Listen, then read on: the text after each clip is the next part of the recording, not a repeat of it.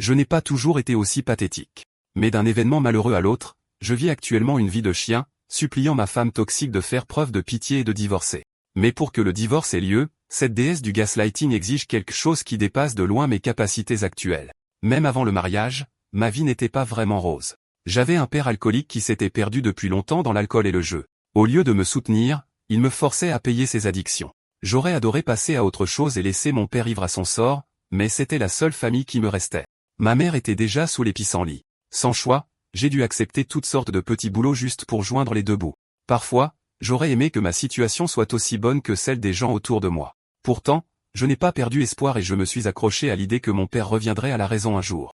Je lui ai même remis une somme d'argent massive une fois juste parce qu'il voulait acheter de la crypto-monnaie. Mais ce jour heureux où mon père a changé n'est jamais venu, et ses addictions l'ont traîné dans sa tombe, me laissant tout seul. Bien qu'il ait été dévastateur de perdre mes deux parents, une partie de moi s'est sentie soulagée de savoir que j'étais enfin libre. Après avoir surmonté la mort de mon père, j'ai simplement commencé à vivre une vie normale. Avance rapide de quelques années maintenant, avec moi enfin libéré de ma femme toxique. Un jour, en regardant la télévision, j'ai vu deux gourous de la crypto se gargariser d'une nouvelle pièce appelée Bitcoin dont la valeur avait explosé de façon exponentielle, augmentant de 2500 fois en peu de temps. Il s'avère que c'était la même pièce que mon père m'avait supplié d'investir avant de mourir. Pour vérifier, j'ai rapidement ouvert l'application d'échange de crypto, seulement pour être abasourdi de voir 25 milliards de bitcoins dans mon portefeuille, prêt à être dépensé. À partir de ce moment, je suis devenu obsédé, vérifiant constamment mon portefeuille pour chaque petite pointe dans le graphique. Honnêtement, avoir une monnaie numérique qui pouvait disparaître à tout moment me rendait incroyablement anxieux. C'est pourquoi j'ai passé toutes mes nuits blanches, à fixer les graphiques en panique. Parfois, la pièce montait, parfois elle baissait, rendant toute l'expérience insupportable. De même, un jour, je suis rentré chez moi après une balade à vélo décontractée, j'ai ouvert mon portefeuille et j'ai failli m'évanouir. Non pas parce que j'ai perdu de l'argent, mais parce que la valeur de ma pièce avait gagné 20 millions de wons supplémentaires, faisant grimper mon portefeuille de près de 2 milliards de wons. Dans les jours qui ont suivi, je suis retourné à mon travail. Récemment, mon entreprise avait organisé des démonstrations avec du matériel chirurgical que nous avions livré la semaine précédente à différents établissements à travers le pays. L'équipe envoyée à Busan ne se débrouillait pas très bien, alors le président voulait envoyer quelqu'un d'autre de plus compétent. Avec mes yeux fatigués et privés de sommeil, j'ai levé la main pour me porter volontaire pour le voyage.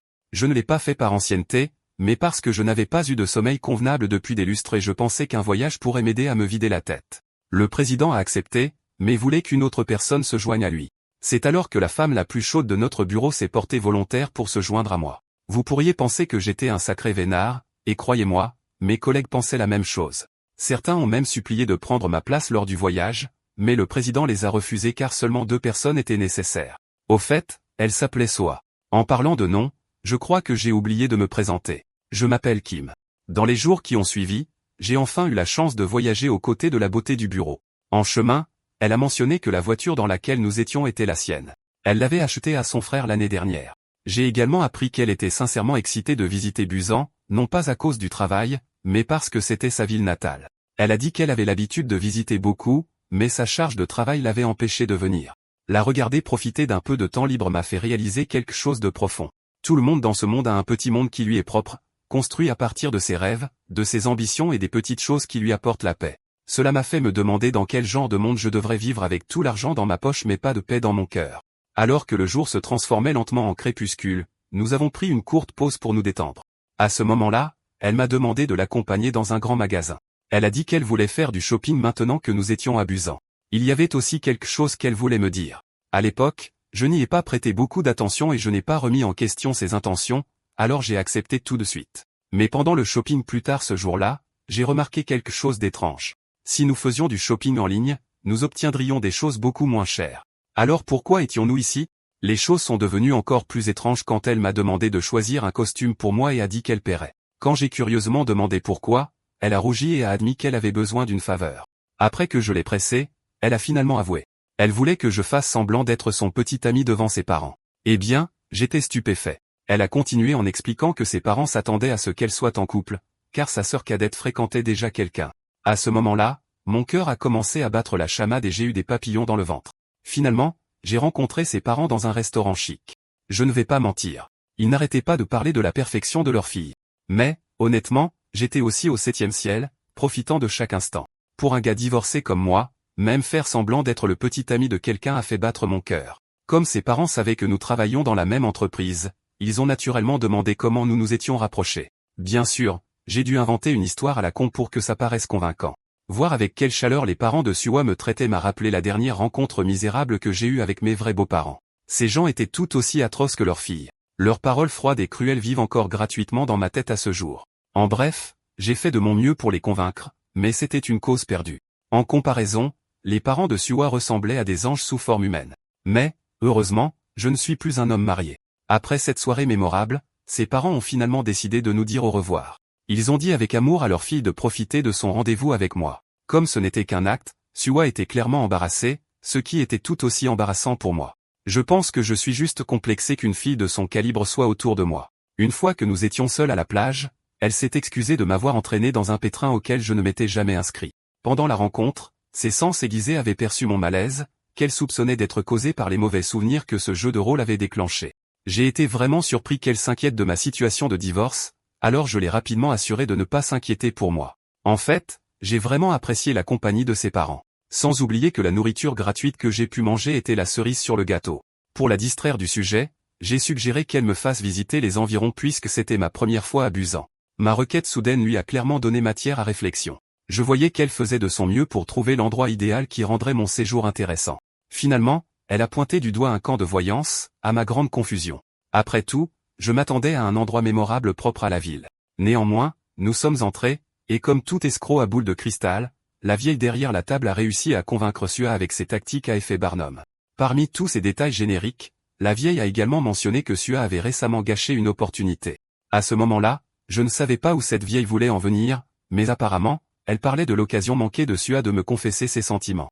La vieille a assuré à Sua qu'elle aurait bientôt une autre chance de saisir l'opportunité qu'elle venait de laisser passer et lui a conseillé de la saisir cette fois-ci. Pendant que Sua était occupée à gober les âneries de la vieille, je n'y prêtais même pas attention.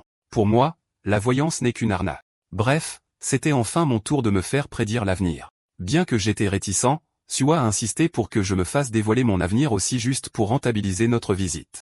Et juste au moment où je pensais que les choses ne pouvaient pas devenir plus folles, la vieille a en fait réussi à toucher un point sensible. Cette femme savait d'une manière ou d'une autre que mon éducation n'avait pas été toute rose et que j'avais grandi pauvre. Elle a continué à me surprendre en affirmant que les gens comme moi sont destinés à amasser des richesses. Elle a dit que ce n'était que le début et que ma chance continuerait à briller de mille feux. Elle m'a conseillé de voyager à travers le monde et de collectionner de nouvelles expériences en cours de route. Ce n'est qu'alors, dit-elle, que j'attirerai des opportunités encore plus prometteuses. Tout ce que j'avais à faire était de vivre ma vie pleinement, et les opportunités se précipiteraient vers moi. Que ce soit l'amour ou la richesse, dit-elle, je pouvais atteindre tout ce que je désirais. Ces mots m'ont donné beaucoup à réfléchir, et mes inquiétudes concernant mes économies inutilisées n'ont fait que s'accentuer. Je n'ai pas compris la moitié de ce qu'elle a dit, mais c'était agréable d'entendre quelque chose de positif pour changer. Malheureusement, ce bref bonheur a disparu au moment où la vieille a exigé 200 000 pour les vagues conneries qu'elle venait de me raconter. J'avais l'impression qu'un mois entier de shopping et de tickets de bus venait de partir en fumée. Heureusement, nous avons réussi à sortir de cet endroit avant de nous faire arnaquer davantage. L'endroit suivant que Sua avait en tête était le marché de Honda, où elle voulait prendre de l'anguille grillée. Pendant ce temps, je pensais encore à l'argent dormant sur mon compte, me demandant si l'argent pouvait vraiment acheter le bonheur. Je n'avais pas encore trouvé la réponse, mais je ne m'y suis pas attardé longtemps. Le moment était trop agréable pour être gâché par trop de réflexion. C'est ainsi que notre voyage d'affaires de 4 jours abusant s'est finalement achevé sur une note douce amère, et nous sommes retournés à Séoul. Au moment où je suis rentré chez moi et que j'ai vérifié mon portefeuille, j'ai été choqué de constater que 200 millions avaient disparu. Mais le voile du regret s'est rapidement levé lorsque j'ai regagné 300 millions en une heure à peine, puis cela a augmenté de 100 millions supplémentaires. Une fois de plus, je me suis retrouvé à regarder l'écran toute la journée comme un idiot, à regarder les graphiques monter et descendre. J'étais littéralement en train de perdre la tête avec tout le stress qui me rongeait. Peu importe à quel point j'étais obsédé par l'argent, je devais quand même me présenter au bureau. Là, j'ai entendu des collègues discuter des hausses immobilières imprévisibles qui avaient aidé l'un d'eux à réaliser un profit massif de 300 millions, mais je n'y prêtais pas beaucoup d'attention. Ces gars étaient des petits joueurs comparés à moi. La nuit dernière encore, j'avais atteint la barre des 40 milliards, ce qui me donnait l'impression d'être un chef de la mafia de niveau 100 entouré de recrues de niveau 1. Bientôt, leur conversation s'est tournée vers moi, remplie d'envie pour mon voyage abusant avec cette bombe du bureau. J'ai essayé d'esquiver leur taquinerie et de changer de sujet, mais ils étaient persistants. Finalement, l'un d'eux a redirigé la conversation, parlant au chef d'équipe de la lenteur de la croissance de certaines actions ces derniers temps. Ils ont mentionné des rumeurs selon lesquelles tout le monde se ruait maintenant pour acheter du Bixcoin. La valeur de cette pièce avait grimpé en flèche en quelques mois, et quiconque la détenait avait vu sa richesse multipliée par 8. La rumeur suggérait qu'elle avait un énorme potentiel futur. Alors, naturellement, ils ont tous décidé d'en acheter un peu pour eux-mêmes. Pendant ce temps, j'écoutais simplement ces gars en silence, perdant absolument mes bananes à l'idée que j'allais devenir encore plus riche, mais la réalité me réservait autre chose. Au moment où je suis rentré chez moi et que j'ai vérifié le prix de la pièce, il avait déjà chuté de plus de 15%. Si mes calculs étaient exacts, j'avais perdu 6 putains de milliards en une fraction de seconde. Genre, littéralement, j'ai senti la vie s'échapper de mes yeux. Même le lendemain au travail, la seule chose qui tournait en boucle dans ma tête était cette perte massive que j'avais dû avaler. Pour mettre les choses en perspective, cet argent représentait essentiellement 45 années de salaire. Pour éviter de subir d'autres pertes, j'ai commencé à envisager de vendre les pièces et d'en finir. Je veux dire, il me restait encore 34 milliards, ce qui était plus qu'assez pour durer toute une vie. Mais juste au moment où j'allais tout vendre et enfin respirer librement, mes collègues curieux m'ont interrompu et ont commencé à m'interroger sur mon humeur morose. Alors que j'essayais de cacher mon trouble intérieur, ils ont remarqué l'application d'échange de crypto ouverte sur mon téléphone. Il ne leur a pas fallu longtemps pour se rendre compte que j'étais également intéressé par la crypto-monnaie. Ils ont commencé à me demander combien j'avais investi, et j'ai simplement dit 34. Mais je ne leur ai pas dit ce qui venait après ça. Millions ou milliards? Cette information devait rester avec moi si je voulais éviter d'attirer l'attention indésirable. Et heureusement, ça a marché.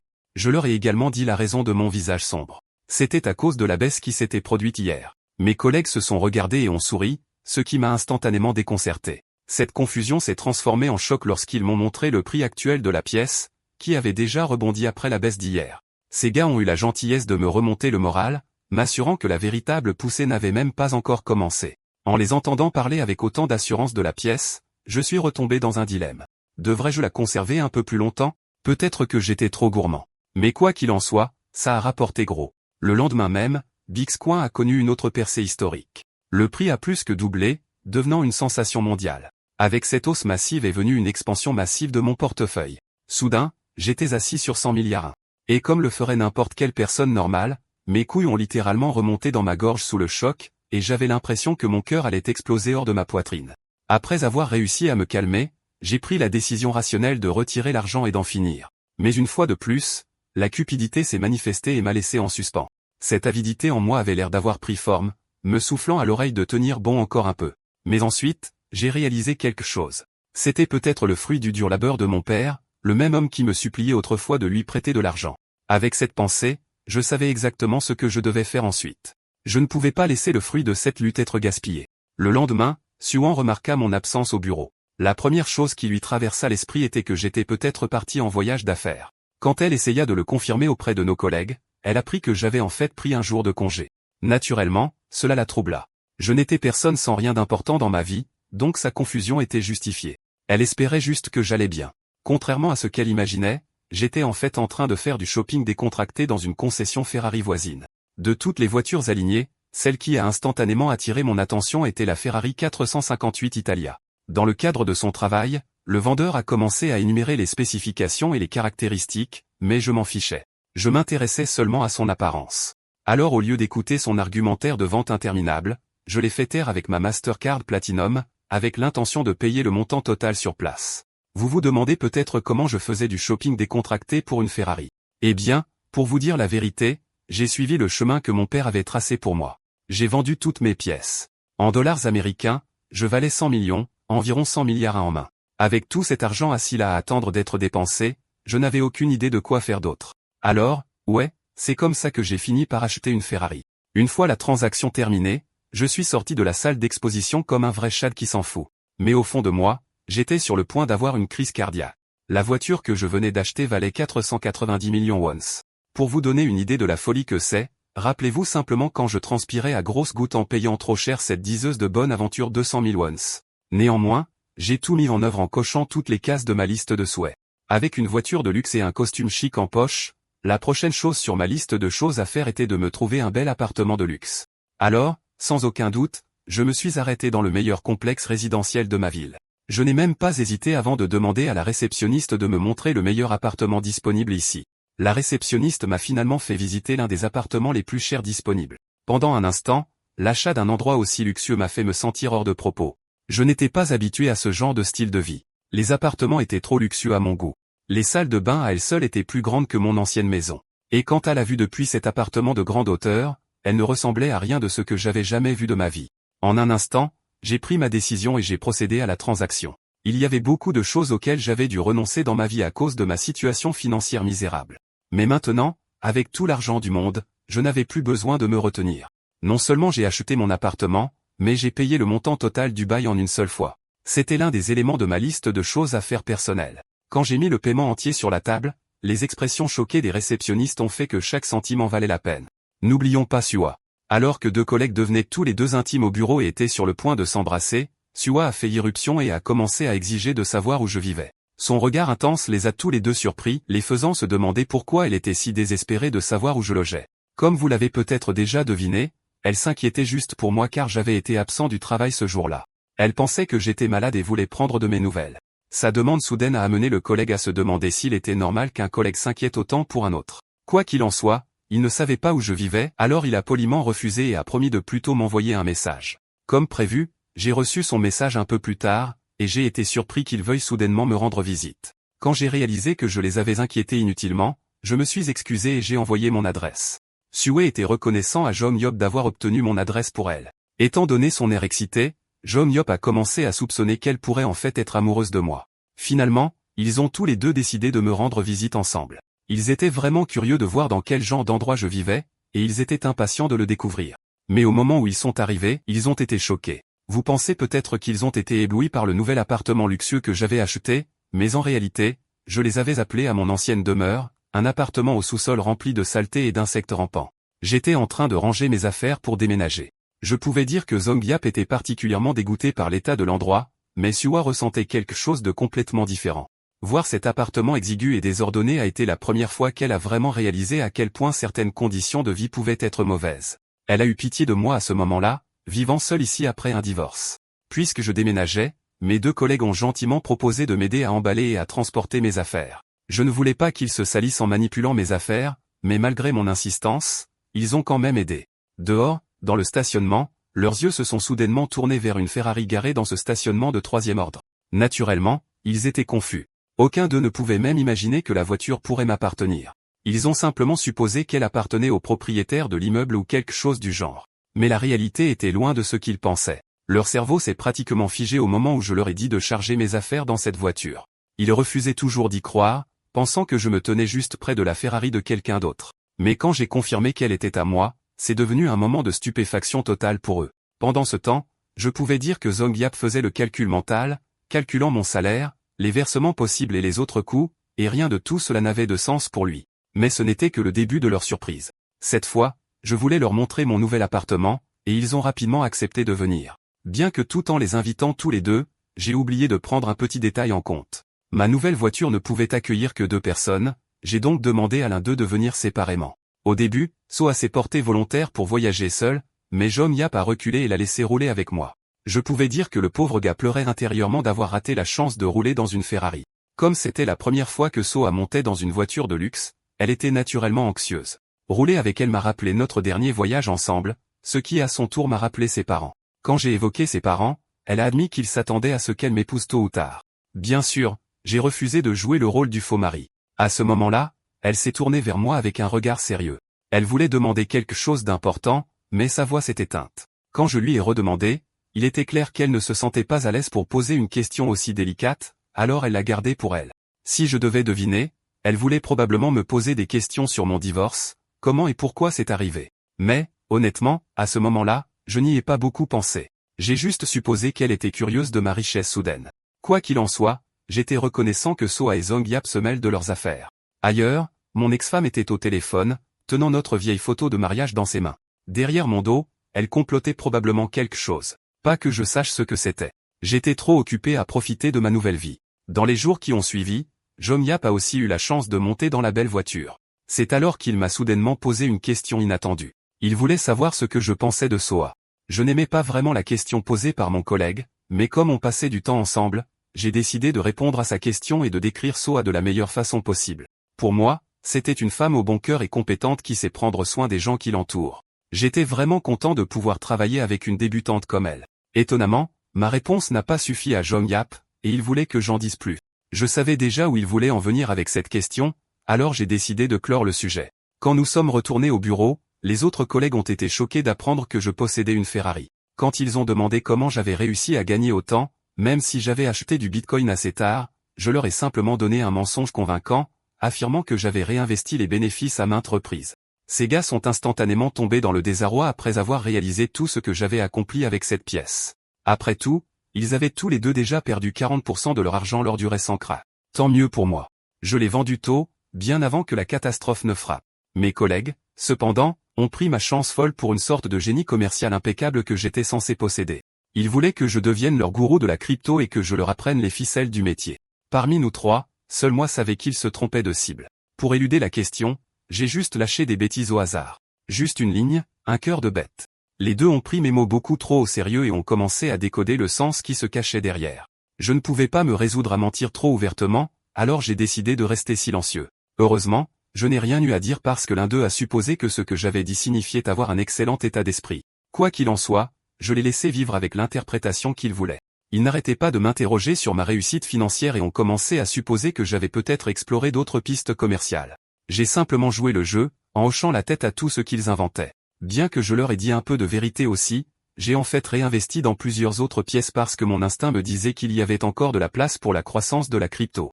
Avant de leur suggérer quelques pièces, j'ai précisé que je ne serais responsable de rien. C'était à eux de prendre le risque.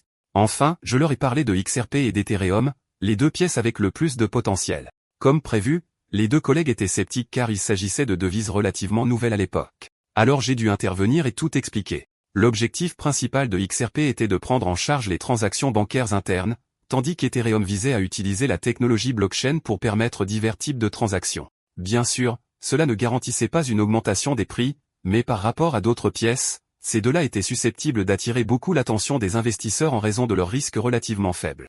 Les gars étaient en fait surpris que je possède une connaissance aussi approfondie et inhabituelle, mais cela n'aurait pas dû être aussi surprenant. Après tout, j'ai mis toute ma fortune en jeu. Pendant que j'étais occupé à étaler mes soi-disant connaissances, Soa se rafraîchissait dans les toilettes. Son esprit était surtout occupé par le travail, bien que la prochaine chose à laquelle elle pensait était moi. Puis quelques filles l'ont rejointe dans les toilettes, bavardant sur la Ferrari que j'avais récemment achetée. Comme elles ne pouvaient pas croire que je possédais réellement autant de richesses, des rumeurs ont commencé à se répandre selon lesquelles j'avais acheté la voiture avec de l'argent emprunté et que j'étais maintenant enseveli sous les dettes. Non seulement cela, mais il y avait aussi des rumeurs méchantes selon lesquelles je m'étais mis à jouer et à boire. Alors que ces filles continuaient de répandre des mensonges sur moi, Soa a continué d'écouter en silence jusqu'à ce qu'elle atteigne son point de rupture. Pour laver mon nom, elle les a confrontées et a exigé de savoir qui avait lancé ces rumeurs. Peu de temps après, quelqu'un de familier est entré dans le bureau, captant immédiatement l'attention de tout le monde. C'était une femme, et une belle en plus. Elle est allée directement au comptoir et a demandé au chef d'équipe où j'étais. Le chef d'équipe n'a pas été d'une grande aide. Il a intentionnellement caché la vérité et a menti en disant que j'étais absent. Mais juste ma chance, il s'est trouvé que je traversais le bureau à ce moment précis avec une grosse pile de documents de conférence. La femme a reconnu ma voix et s'est tournée vers moi. Dès qu'elle m'a aidé à tenir les boîtes, je l'ai remerciée, mais je les ai reprises tout de suite. Cette femme n'était autre que mon ex-femme. Oui, la même connasse qui m'avait déjà assez traumatisé. Au moment où j'ai vu son visage, mon esprit s'estrepore back au passé, me rappelant chaque fois qu'elle me traitait comme de la merde. Même pendant notre lune de miel, elle m'a confronté et m'a rabaissé pour ne pas avoir réservé le meilleur hôtel pour notre séjour. C'était une femme avec un doctorat en gaslighting. Alors que je n'étais qu'un simple gars avec des pensées directes, ses insultes, son gaslighting et la façon dont elle me faisait constamment me sentir mal dans ma peau résonnent encore dans ma tête. Et maintenant que je la voyais juste devant moi, je ne voulais même pas établir de contact visuel. Mais comme elle travaillait dans le même bureau que ma subordonnée, il était de mon devoir de répondre, bien qu'à contre-cœur. Après avoir posé les boîtes, j'ai pris à contre-cœur les fichiers qu'elle voulait livrer. Je n'ai pas tressailli, et encore moins me suis senti intimidé par sa présence. Après avoir pris les dossiers, je les dépassai avec assurance, ce qui n'a fait que la mettre plus en colère. Sa colère était évidente. Elle était furieuse que je n'agisse pas comme le loser effrayé que j'étais auparavant. Oh, je crois que j'ai oublié de mentionner son nom. C'est Anne Shaiwan. Elle était agacée de me voir arriver au travail dans une Ferrari. Quel sauvage j'étais. Je sais. Pas vrai? Cette garce regrette maintenant de m'avoir quitté. Si elle avait su que j'allais finir richissime, elle se serait accrochée à ce mariage un peu plus longtemps. Mais puisqu'elle ne peut rien gagner à pleurer sur le lait renversé maintenant, elle a décidé de me traîner vers le bas. Dès qu'elle est entrée dans le bureau, elle a mis son faux visage de garce innocente, agissant comme une pauvre victime dévastée par le divorce. Ses amis toxiques l'ont entourée, essayant de la réconforter. Tout en donnant cette performance digne d'un Oscar, faisant semblant de pleurer, elle a carrément menti sur moi, affirmant que je lui avais crié dessus alors qu'elle était juste là pour me remettre des dossiers. Elle n'arrêtait pas de récolter de la sympathie à gauche et à droite auprès de sa clique pro-féministe. Mais parmi toutes les femmes présentes, une fille ringarde n'était pas assez stupide pour se laisser prendre à son jeu. Pendant ce temps, je faisais juste mon travail tranquillement dans mon bureau, même si mon esprit n'arrêtait pas de revenir à elle encore et encore. Elle était enfin revenue. Au début, j'avais peur qu'une fois qu'elle serait de retour au bureau, je me sentirais mal rien qu'en la voyant. Mais, honnêtement, je n'étais pas intimidé du tout. En fait, je n'ai rien ressenti du tout.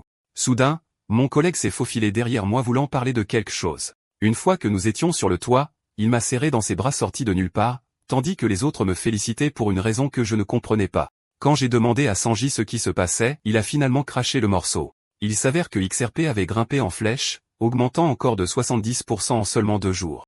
Au moment où j'ai entendu ça, je suis entré dans une profonde contemplation, faisant des calculs mentaux sur combien je venais de gagner grâce à la hausse.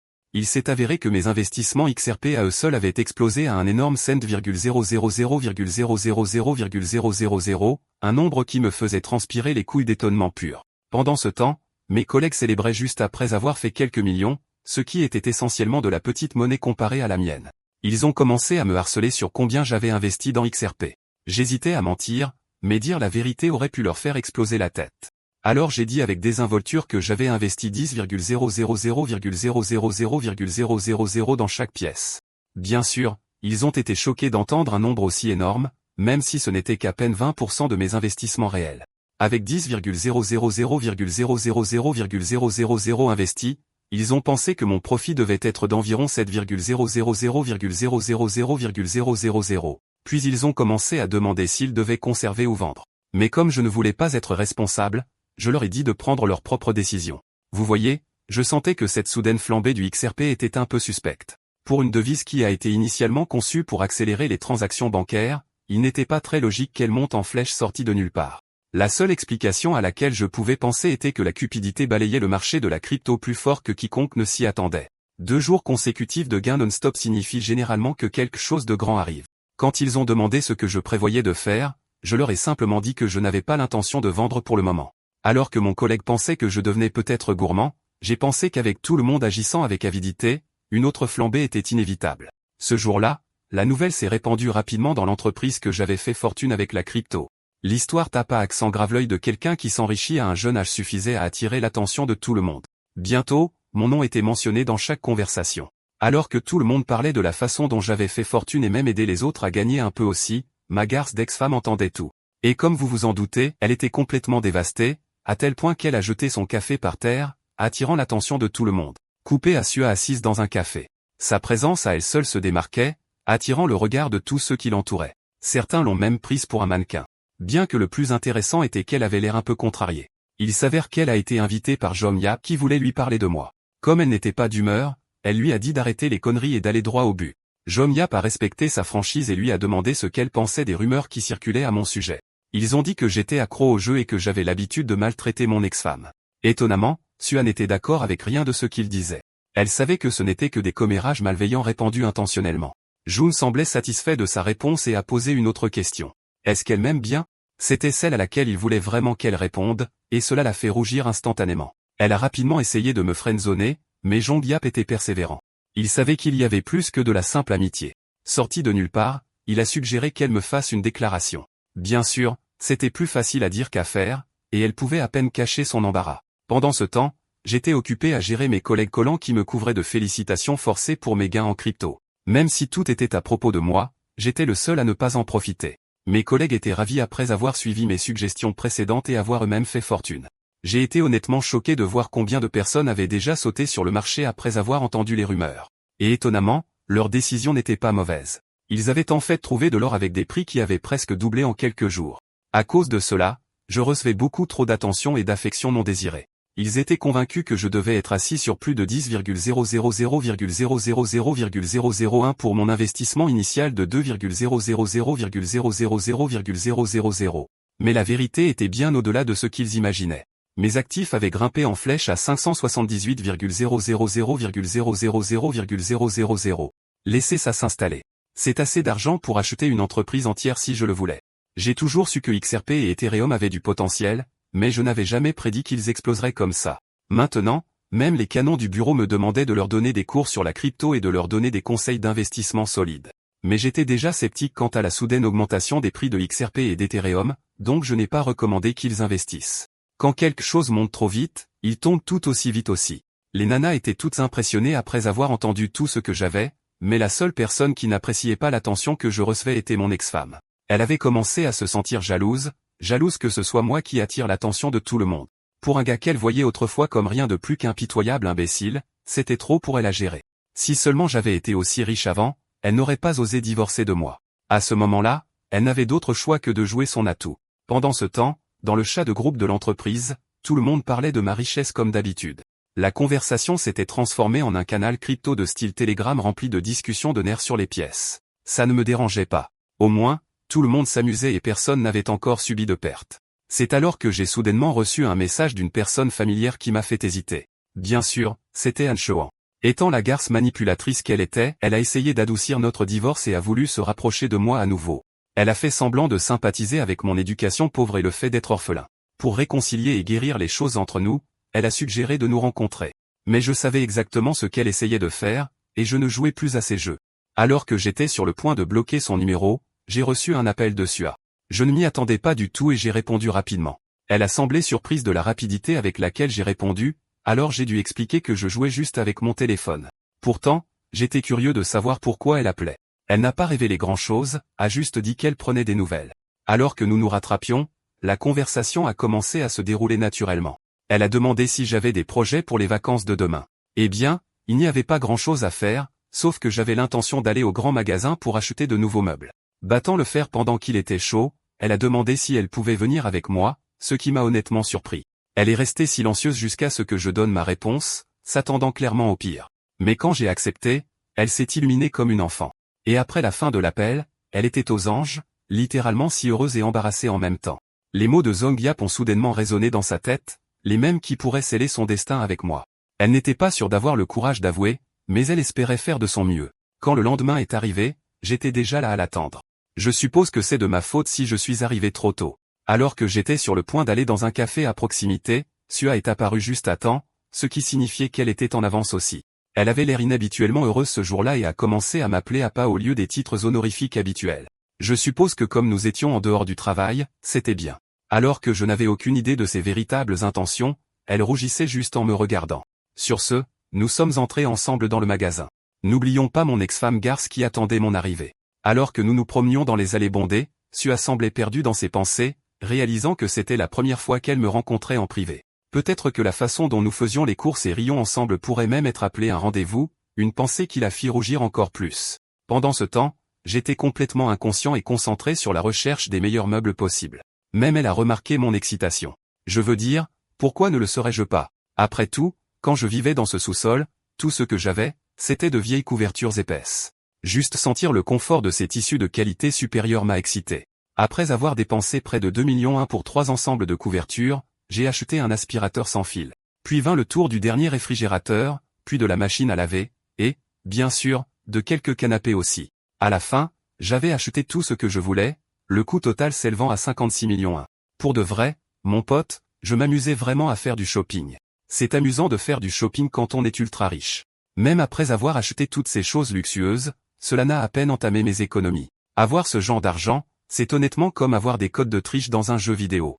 Dans la précipitation de ma virée shopping, j'ai complètement oublié la fille qui m'accompagnait.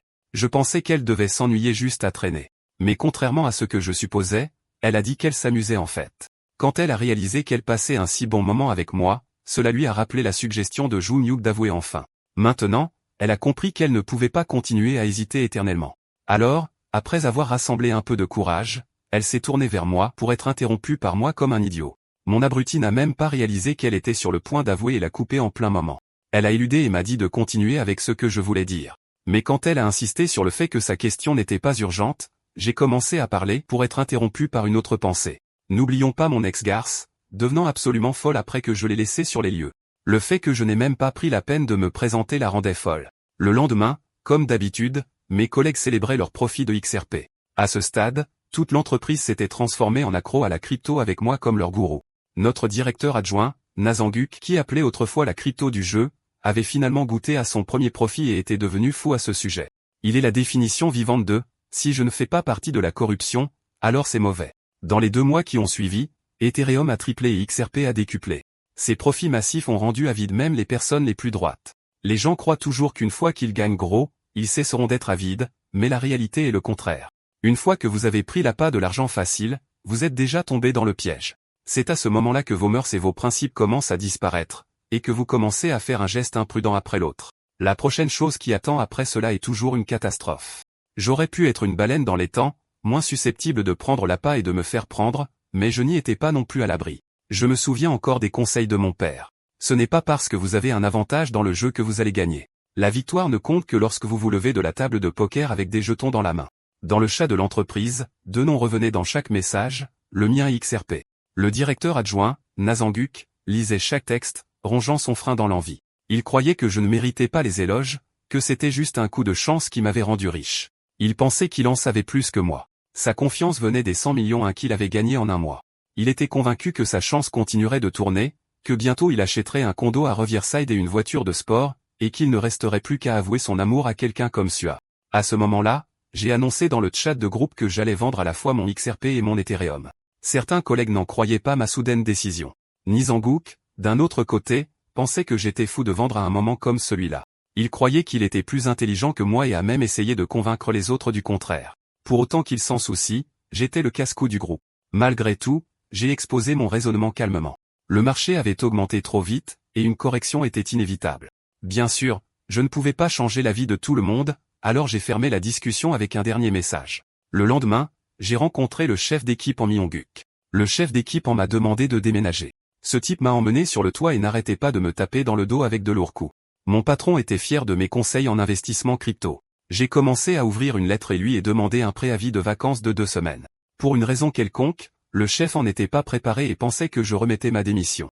Son visage était vraiment inestimable, se demandant pourquoi un type riche comme moi ne démissionnait pas d'un travail de merde. Me rappelant ma conversation avec Sua, je lui avais parlé de mes projets de visiter les États-Unis. Le problème, c'est que je manquais d'expérience et de connaissances, et je devais y remédier rapidement. Étrangement, les mots de Sua ne pouvaient pas sortir de sa bouche. Elle aurait oublié ce qu'elle voulait dire et m'a seulement souhaité un bon voyage. Le chef d'équipe en a facilement approuvé mon avis de vacances, mais j'étais dans une situation délicate et j'ai demandé son avis. Vous voyez, j'étais une pauvre conne sans carrière ni talent, rien d'une aspiration remarquable. J'ai tout cet argent, enviant ceux qui ont passé toute leur vie à réaliser leurs rêves. C'est ici que mon patron a critiqué mes pensées et les a carrément qualifiées de conneries. J'ai été choqué de voir ce côté de lui. Il m'a parlé de son rêve d'enfant de devenir golfeur.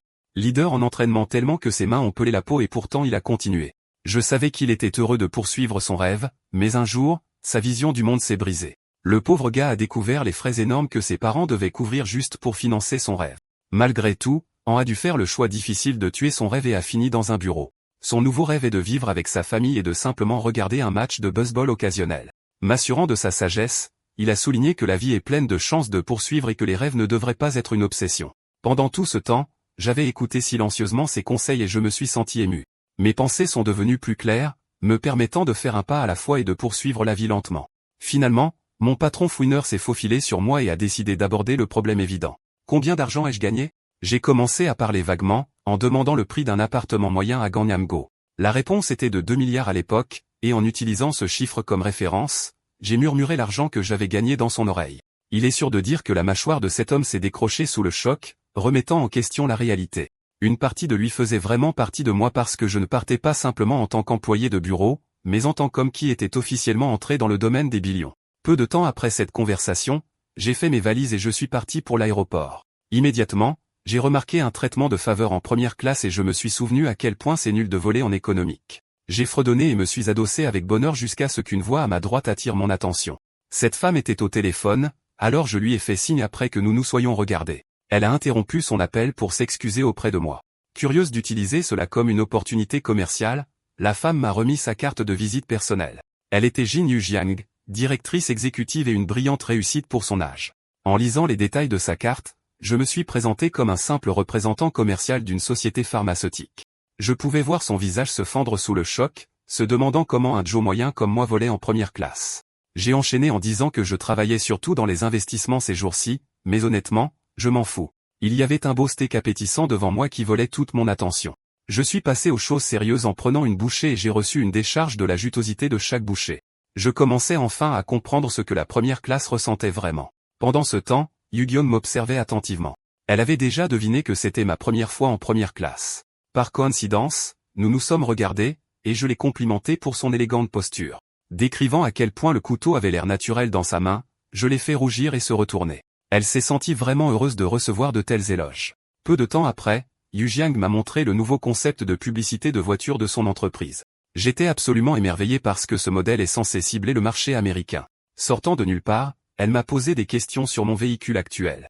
Même si je suis un gars humble, j'ai décidé avec désinvolture de montrer ma possession d'une Ferrari. La femme s'est figée sous le choc et m'a dit qu'il travaillait sur des modèles sportifs et même des véhicules électriques. J'ai en fait lié mon expérience de conduite d'une voiture électrique mirée à un certain moment de ma vie.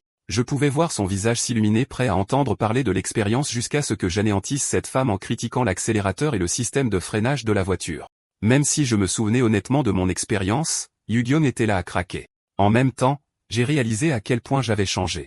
Avant, je n'avais même pas les couilles de dire de la merde à une femme de son calibre. Décidant de jeter un coup d'œil à ses intérêts, j'ai appris que Yu-Gi-Oh était passionnée par les voitures depuis son enfance. Elle était une passionnée qui a conduit des dizaines de voitures différentes. Curieux, j'ai posé des questions sur les détails. Sa récente expérience impliquait la conduite d'une Mini. Elle l'adorait pour son joli design. Je pouvais enfin voir son visage se rallumer. Le vol a repris, et nous étions sur le point d'atterrir à l'aéroport de San Francisco. Yu-Gi-Oh a parlé de tout le charabia pour le reste du vol, parlant des spécificités de l'entreprise et des difficultés du marché. Elle a tué mon humeur et mon intérêt à ce moment-là. C'était une torture de s'asseoir à côté d'une bavarde. Enfin, nous avons atterri. Elle m'a offert une poignée de main et a espéré se reconnecter en Corée. J'avais enfin échappé au vol tortueux après avoir enduré son bavardage pendant des heures, regrettant même d'avoir pris la peine de prendre la parole. En sortant de l'aéroport, j'ai accueilli l'expérience diversifiée à San Francisco. Mon rêve de venir aux États-Unis était devenu réalité. La personne qui m'accueillait a crié mon nom. C'est Myung-Woo, mon vieil ami.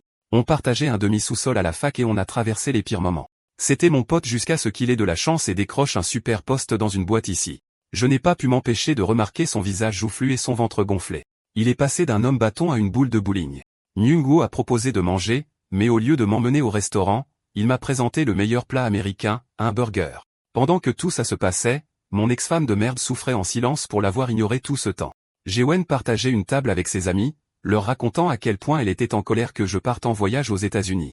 Elle a même inventé une addiction aux jeux sortis de nulle part et m'a traité d'homme violent, de tricheur et même d'ordure. Shawon ne savait pas qu'elle était sur le point de se faire remettre à sa place par la pire des garces. Cette femme l'a rabaissée, lui rappelant que puisqu'ils sont séparés maintenant, elle ne devrait pas être dérangée. La chef d'équipe Choi So-hei en avait assez de l'entendre râler et est restée silencieuse tout ce temps. Mais voir cette femme dire constamment de la merde sur moi l'a choquée, surtout quand tout le monde savait que j'agissais différemment de ces histoires. Mon ex-femme a reçu une leçon de réalité de So-hei, qui a carrément et franchement qualifié ça d'acte de jalousie. Mon ex-femme n'a pas pu supporter la pression et s'est levée, se plaignant des paroles dures de sa chef d'équipe en s'éloignant. Dans les toilettes, mon ex-femme psychotique a murmuré ses frustrations à propos de So-hei, exprimant toute sa colère. Shawon s'est rendu compte que personne ne croyait ses conneries. Mais bizarrement, cette folle avait aussi commencé à investir dans la crypto et prévoyait de faire taire tout le monde avec sa richesse. Le lendemain, ce type qui était un guerrier du clavier contre moi dans le groupe de discussion a commencé à se vanter de son rendement de 10% sur son investissement. Il m'a traité d'impatient et a dit aux autres d'investir au meilleur moment. Le plus drôle, c'est que même mes collègues pouvaient remarquer son comportement égocentrique. Le chef d'équipe en s'est retrouvé plongé dans l'idée d'investir, regrettant de ne pas avoir été plus audacieux plus tôt. Son esprit était consumé par l'idée des pièces. Pendant que mon patron avait un dilemme, son ami a admis avec désinvolture qu'il avait vendu tout son montant, faisant confiance à mon instinct. La réalité est que les pièces étaient destinées à monter et à descendre, mais il fallait du cran pour vendre une pièce en hausse, sachant quand arrêter. Au moment où il a lu mon message sur la vente de toutes mes pièces, il a su quoi faire. De retour aux États-Unis, je profite d'un menu burger et je ressens une vraie joie. Myung-Woo voulait prendre soin de moi tout au long de ma visite, ne sachant pas que j'avais gagné plus d'argent que les joueurs de la NBA à ce stade. Myung-Woo s'est retrouvé attiré par une voix venant de deux Américains. Ils l'ont appelé Khan, ce qui m'a semblé être un nom étrange. Chris et Elena sont ses nouveaux amis en Amérique. Partageant une table avec lui, ils ont chanté les louanges de son travail avec le modèle de contrôle dynamique.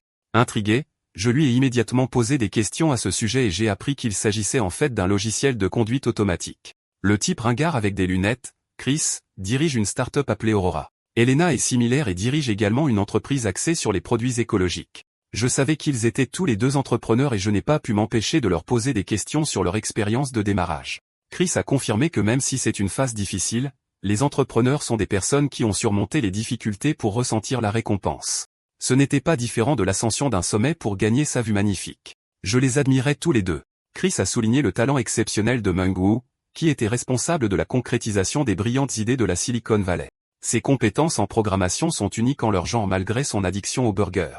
J'étais assis là, appréciant la compagnie de gens formidables, réalisant que dépenser mon argent pour le voyage en valait la peine. Cette nuit-là, Khan m'a emmené chez lui. Cet endroit minuscule coûte une fortune ici, grâce au paysage concurrentiel de San Francisco. Il m'a tout de suite lancé une bière et a commencé à poser les vraies questions, voulant savoir comment j'étais arrivé là. Plusieurs canettes de bière plus tard, j'ai tout expliqué à ce type au sujet de mon divorce. Mon pote de longue date était vraiment heureux d'apprendre que Shawon était hors de ma vie. Il était vraiment heureux que j'ai trouvé le salut dans la crypto. Beaucoup de gens aux États-Unis ont fait fortune de la même manière, et j'ai appris que certains d'entre eux avaient même créé leur propre pièce. C'était une idée nouvelle pour moi qui m'a pris au dépourvu, mais qui avait du sens en raison de l'influence de Bixcoin. Inspiré par l'acte de création, j'ai lancé une idée puissante à Myung, le désir de créer une nouvelle entreprise. Mon pote pensait que j'avais bu trop de bière et que je ne pensais pas correctement, mais j'étais très sérieux et inspiré par l'approche des entrepreneurs.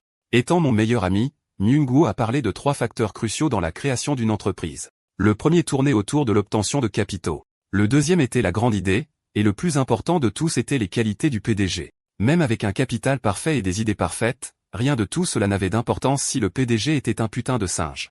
Le capital est important aussi, mais ce n'était pas suffisant. C'est ce que j'ai appris, ce qui m'a fait me demander quel genre de personne je devais devenir pour concrétiser ma vision. J'ai commencé à penser à une douzaine de qualités différentes. Mon ami a fait valoir que les startups étaient bien plus difficiles que les investissements et m'a déconseillé l'idée, mais je n'avais pas fini et j'ai posé des questions sur les spécificités de l'investissement dans une entreprise. Le lendemain, j'étais assis en face de Chris, exprimant un grand intérêt à investir dans son entreprise. Pour une raison quelconque, il ne s'attendait pas à ce que cette conversation se produise au burger. Pour impressionner ce type, j'ai sorti ma recherche sophistiquée que j'avais menée sur Aurora, son entreprise. J'ai remarqué la tendance à la hausse et l'intérêt des conglomérats coréens pour son entreprise. Cela signifiait que l'entreprise de Chris était sur le point de monter très haut. Chris ne semblait pas intéressé jusqu'à ce que je le choque avec une autre information sur leur bataille contre une société d'investissement. J'ai offert à l'entrepreneur avisé une véritable valeur, exprimant un vif intérêt pour un partenariat plutôt qu'un simple investissement. En fait, j'étais prêt à débourser un demi-million de dollars juste pour 10% des parts en tant que partenaire. En entendant ma proposition, Chris a décidé de vérifier les documents. Il a riposté avec une offre de 700 000 $, bien plus que mon offre proposée. Même mon pote l'a interpellé sur son augmentation scandaleuse et soudaine, mais j'avais une meilleure idée. J'ai contré avec un montant stupéfiant de 900 000 $ pour 20% à la place, choquant Chris. Myung Wu a souligné la situation délicate de Chris, qui a actuellement d'énormes difficultés à gérer sa société d'investissement et à manquer de capital. Mon pote a souligné comment j'éliminerais tous ces risques pour Chris. Et en échange de quelques pas, il ne s'immiscera jamais dans les objectifs d'Aurora. Le destin de Myung Wu a décidé de partager une analogie entre manger un burger et manger un double cheeseburger. L'idée alléchante a tenté Chris, et il a finalement cédé, concluant un accord fructueux avec moi alors que je devenais officiellement le partenaire d'Aurora. J'étais vraiment heureux après cette réunion. Même si mon investissement échouait, je finirais par acquérir une grande expérience dont je pourrais tirer des leçons. Encore une fois, je n'avais que le visage laid de Myung Wu à remercier car ce type est le seul responsable de mon soutien. En tant que bon ami, je voulais le remercier un jour pour son aide.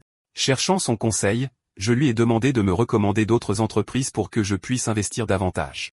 Même si je suis venu ici pour des vacances, je n'ai pas pu m'empêcher de me demander comment mes amis se débrouillaient au bureau. La nouvelle de mon accord avec Aurora est devenue publique, et toutes les autres propositions d'investissement ont été refusées, même celle de la société de Yugyeong. Outre Aurora, Mewev les a également rejetées en échange d'un individu. À ce stade, Yugyeong n'arrivait pas à comprendre ce qui se passait. L'idée d'un seul type investissant dans plusieurs startups et volant des accords à l'échelle de l'entreprise l'a stupéfié. C'était une perte des deux côtés pour la société de Yugyeong, ce qui lui a fait comprendre qu'il n'avait pas affaire à n'importe qui. Au lieu de cela, elle voulait la moindre information sur moi pour pouvoir voler ses actions. Malgré sa ruse et son expérience dans son secteur, elle n'a pas tenu compte de mes mouvements soudains. Yugyeong était déterminé à me trouver quoi qu'il arrive, et c'est alors que ça a commencé. La même montée en flèche de la crypto de l'empire de Xbull a commencé à s'effondrer, et chacun de mes collègues a confronté le ras-des-goûts guerrier du clavier de Reddit pour sa trahison. Ils lui ont fait confiance et ont perdu 20 millions de wons immédiatement. Peut-être que la justice la plus douce est revenue à mon ex-femme de merde, Shewin, qui avait également tout perdu. Tournant la page, Le salaud a agi comme si c'était eux les idiots d'avoir compté sur lui. Ce n'est pas comme s'il avait pointé une arme sur leur tête pour investir, mais croyez-moi, c'est la réponse la plus merdique imaginable, et mes collègues avaient tout à fait le droit d'être en colère. Au milieu de la tourmente, les gens ont commencé à réaliser pourquoi il était si crucial de faire confiance à mes conseils à l'époque. S'ils l'avaient fait, ils auraient au moins sécurisé un montant principal. Mes collègues se demandaient ce que je faisais en ce moment. Pour être honnête, j'étais dans une situation mortelle. Avec un pistolet à la main, j'ai abattu sans pitié mes cibles. Mon partenaire, Nyungu, était à mes côtés jusqu'à ce que je voie son corps sur le sol. Il était fini. Et pendant que j'étais distrait, quelqu'un m'a tiré dans le dos, mettant fin à ma vie. Le joueur a ensuite sorti une arme de mêlée, mais ce n'était rien de plus qu'une stupide poêle à frire. Le mec pensait qu'il était dans PUBG et a commencé à nous fracasser la tête, nous humiliant dans le jeu. La réalité est que nous jouions juste à un jeu en ligne et que nous n'avons pas pu obtenir un dîner de poulet. Notre obsession pour un match revanche nous a entraînés dans un autre jeu. Vous vous souvenez quand j'ai parlé de rembourser mon pote ici? Eh bien, en tant que son pote, j'ai offert à cet homme une toute nouvelle maison. Cependant, Nyungu n'aimait pas vraiment l'idée de recevoir un cadeau. Le mec refusait tout jusqu'à ce qu'il voie ce magnifique PC de jeu reposant nonchalamment dans la maison. Il y avait toutes sortes de consoles. C'était le genre d'endroit que l'on pouvait considérer comme le rêve ultime d'un homme. Nous avons tous les deux accepté d'emménager ensemble. Pendant notre session de jeu, je lui ai parlé de mon intérêt pour la randonnée. Je suis venu ici pour 2 semaines mais j'ai demandé au chef d'équipe de prolonger mon séjour. Soudain, une idée a jailli dans l'esprit de cet homme alors qu'il me demandait une faveur. Au début, je pensais qu'il voulait se joindre à moi, mais il semblait qu'il avait des projets différents. Alors nous sommes partis, montant dans un bus pendant qu'une magnifique blonde dormait sur mon épaule. Je voulais juste un simple voyage, mais cette dame a rendu les choses gênantes. Vous voyez, mon meilleur ami idiot voulait en fait qu'Ellie se joigne à nous. Elle est soi-disant une de ses connaissances, et bien que cela ne me dérangeait pas vraiment qu'elle se joigne à nous, je voulais en savoir plus sur elle. Il s'avère que la fille n'est qu'une simple diplômée, et c'est ainsi que je me suis retrouvé coincé avec elle dans le bus. En fait, j'étais tellement perdu dans mon cauchemar que je ne pouvais même pas l'entendre prononcer mon nom. Ellie a rugi d'excitation parce qu'enfin, nous étions enfin arrivés à Los Angeles. La jeune femme stupéfiante a paralysé tout le monde avec son apparence. Nous étions tous les deux venus ici pour la première fois, mais il semblait qu'Ellie était beaucoup plus excitée que moi. Elle ne se sentait même pas le moins du monde inquiète, à bien y penser. Elle part en voyage avec un inconnu et n'a peur de rien au monde. Son comportement m'a informé que je devais encore apprendre à connaître la culture. Pendant que j'étais occupé à trop réfléchir à des conneries dans ma tête, elle s'est énervée parce que je l'ignorais. Je me suis excusé et je lui ai demandé de réessayer. Il s'avère qu'Ellie a un programme que nous pouvons suivre pour tout le voyage. C'était une idée pratique pour moi de me détendre, alors je me suis contenté de suivre ses indications. Ellie et moi avons commencé par explorer tout ce que nous pouvions toucher, y compris le siège social de l'entreprise Universal. Au coucher du soleil, j'ai transformé mes souvenirs avec elle en une forme physique alors qu'elle m'entraînait pour une séance photo. Profitant du magnifique coucher de soleil, nous avons bu un toast au nom de notre voyage. Ellie pensait que j'étais épuisé de la suivre, mais en fait, je me suis vraiment amusé à explorer les environs avec elle. Je n'aurais même pas exploré là comme ça sans elle, alors je me suis senti reconnaissant. Dans le but d'en savoir plus sur moi, elle m'a interrogé sur mon intérêt à venir aux États-Unis. J'ai fait simple et je lui ai dit que j'étais curieux de découvrir une culture différente. Puis je lui ai posé la même question. Il s'avère que la jeune diplômée voulait prendre un bol d'air frais avant de commencer sa carrière professionnelle. La brillante jeune femme s'est assurée un emploi à Wall Street et savait que sa vie allait devenir chargée. J'ai eu la mâchoire qui s'est décrochée après avoir entendu sa réussite. Le plus grand rêve d'Ellie est de conclure une énorme affaire dans son secteur pour que le monde s'en souvienne. Nous versant un verre, j'ai offert un deuxième toast pour lui souhaiter le meilleur dans ses projets. J'ai également inclus le succès de mes propres ambitions. Nous pensions tous les deux qu'un jour, nous nous croiserions et ferions des affaires ensemble un jour. La nuit, nous nous sommes assurés une chambre d'auberge pour y séjourner. Heureusement et étonnamment, notre chambre n'avait personne d'autre que nous. Ellie s'est assise sur son lit, ressemblant à un repas 5 étoiles, et m'a dit à quel point c'était agréable que nous soyons seuls. Dire que j'étais excité est un euphémisme, et je lui ai rapidement dit de ne pas faire de telles blagues. Elle a arrêté ses taquineries, et peu de temps après, nous nous sommes tous les deux endormis. Mais aussi agité que j'étais, je n'arrivais pas à dormir du tout. La façon dont elle a nonchalamment impliqué que nous allions coucher ensemble n'était pas dans mes plans. Mon cul de vierge a failli ne pas pouvoir refuser son offre, mais le faire aurait donné une mauvaise réputation à Mungo. C'est ainsi que j'ai réalisé que je devais faire attention à ma troisième jambe à partir de maintenant. La nuit suivante, nous avons passé du temps à nous amuser du mieux que nous pouvions. Aussi magnifique qu'elle ait l'air, Ellie est venue avec un maillot de bain sexy et fumant. En se penchant vers moi, elle m'a suggéré d'aller faire une petite baignade. J'ai imploré les dieux de la crypto de me donner de la force. Dans la piscine, elle plongeait avec une telle élégance, tandis que je me dégonflais et la regardais sortir de l'eau. Mouillée et brillante, elle était plus magnifique que jamais. Je lui ai dit que je n'étais pas très bon nageur, mais elle y a vu l'occasion de me traîner dans l'eau. Ellie voulait devenir mon professeur, mais j'étais terrifié. Au final, la culture américaine semblait bien trop facile et ouverte. Je voulais garder une certaine distance et maintenir notre relation telle qu'elle était, alors je lui ai dit que je partirais tôt. Pendant ce temps, une bande de clowns est arrivée pour gâcher notre fête. Ces cadors pensaient pouvoir séduire une beauté comme Ellie. Le plus effrayant, c'était peut-être qu'il y avait un type intéressé par moi. J'ai échappé à ce truc de gay. Ellie a refusé leur invitation, mais ces types ne se souciaient même pas d'être rejetés. Sa personnalité magnifique semblait séduire l'un des clowns, et il était sur le point de la toucher quand j'ai surgi, attrapé sa main et leur ai dit de ne pas la toucher. Ellie a été choquée de me voir prendre sa défense. Même si je suis devenu un dur à cuire et que je l'ai défendu rapidement, je n'avais aucune idée de ce qu'il fallait faire ensuite. Je veux dire, ils étaient 3 contre 1, et j'allais me faire démolir. Ma priorité était d'assurer la sécurité d'Ellie. Mais à mon grand étonnement, c'est Ellie qui est allée vers eux comme si de rien n'était. En les confrontant, elle a exigé que les losers partent s'ils voulaient qu'elle oublie tout. Les punks lui ont dit que draguer quelqu'un n'était pas un crime, mais il semble qu'Ellie était préparée. Soudain, des gardes sont apparus de nulle part, et je ne sais pas quoi vous dire, mais le gay parmi les 3 semblait toujours excité. Les mastodontes à l'air macho ont dit aux maigrichons de les suivre pour avoir harcelé des femmes. Et c'est ainsi que ces types ont été emmenés tandis qu'Ellie et moi partagions un bon moment avec nos boissons. Les gardes les ont même indemnisés pour leur situation malheureuse, une coutume similaire à la Corée. Il semblait qu'Ellie s'intéressait encore plus à moi. Elle voulait en savoir plus sur mon passé, sur ma vie. Je l'ai regardée fixement avant de révéler mon enfance malheureuse. J'ai vécu une vie de mère des pauvres sans parents. Juste au moment où je commençais à raconter à Ellie mon mariage raté, elle s'est immédiatement mise en colère pour moi et a traité Shawan de sorcière pour m'avoir traité comme de la merde. Elle pensait que j'étais Superman pour avoir enduré les conneries de mon ex-femme, et honnêtement, elle a peut-être raison. En même temps, Ellie comprend pourquoi quelqu'un s'intéresse à moi. Elle a commencé à énumérer mes meilleures qualités, soulignant à quel point j'étais respectueux, et que n'importe quelle femme craquerait pour ça. Son sourire rayonnant donnait l'impression qu'elle me draguait, alors finalement, nous avons décidé d'en rester là pour la soirée. En me reposant dans la chambre d'hôtel, je me suis un peu calmé. Je mentirais si je disais que je n'ai pas pensé à la beauté et à la personnalité rayonnante d'Ellie pendant ce temps. En me concentrant sur le travail, j'ai vérifié le marché et j'ai appris la chute stupéfiante de XPPL. Il en va de même pour le reste des crypto-monnaies. Elles ont toutes subi énormément de pertes. Je me suis trouvé chanceux d'avoir vendu au bon moment. Ellie est soudainement venue à ma porte à une heure étrange, alors j'ai rapidement ouvert pour l'accueillir. Je crois que mon cerveau a fondu à la vue de sa robe de soie drapée sur son corps. Yeah. J'étais en court-circuit comme n'importe quel mec le serait. J'ai essayé de la confronter, mais elle a posé un doigt sur mes lèvres. C'est à ce moment que j'ai su que j'allais me faire sauter. Elle a partagé mon lit, questionnant la vue nocturne de Las Vegas. J'ai pensé que c'était la plus belle, ajoutant que la plage de Santa Monica la contraste bien avec sa beauté naturelle. Me taquinant encore plus, Ellie m'a demandé si ça allait de discuter avec elle comme ça. Bien sûr, cette femme était délicieuse comme pas possible, mais je chantais l'hymne coréen pour préserver ma virginité jusqu'à la fin. Elle s'est rendue compte que j'essayais d'échapper à ses tentatives et m'a demandé pourquoi. Serrant le drap, je lui ai parlé de mes peurs. J'ai déjà échoué une fois en mariage, et en ce moment, j'ai terriblement peur de tout perdre pour un moment de plaisir.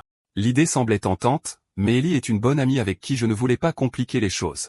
Mon explication l'a vraiment déçue. Comme alternative, elle m'a supplié de rester éveillée toute la nuit à parler de choses. J'étais d'accord avec ça.